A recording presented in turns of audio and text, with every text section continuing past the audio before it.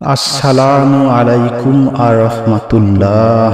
কিয়ামত শব্দের অর্থ উঠে দাঁড়ানো। এটি একটি আরবি শব্দ কিয়াম থেকে আগত, যার অর্থ উঠা, দাঁড়ানো ইত্যাদি।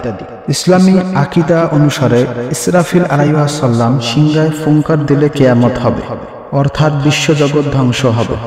প্রথম ফুঙ্কার দেওয়ার সাথে সাথে আকাশ ফেটে যাবে, তারকাসমূহ খসে পড়বে, পাহাড় পর্বত ছিন্ন বিচ্ছিন্ন হয়ে তুলার মতো উড়তে থাকবে, সকল মানুষ ও জীবজন্তু মারা যাবে, আকাশ ও সমগ্র পৃথিবী ধ্বংস হয়ে যাবে।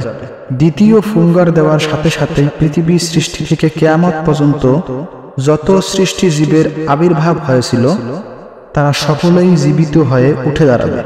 কিয়ামতের দিন সূর্য মানুষের নিকটবর্তী হবে, মানুষের শরীর হতে নির্গত ঘাম তাদের নাক মুখ পর্যন্ত পৌঁছে যাবে।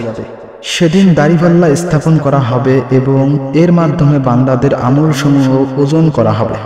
আল্লাহ তাআলা আরো বলেন, তারপর যখনই সিংহায় ফু দেওয়া হবে তখন তাদের মধ্যে আর কোনো আত্মীয়তা বা সম্পর্ক থাকবে না এবং তারা পরস্পরকে জিজ্ঞাসা করিবে না।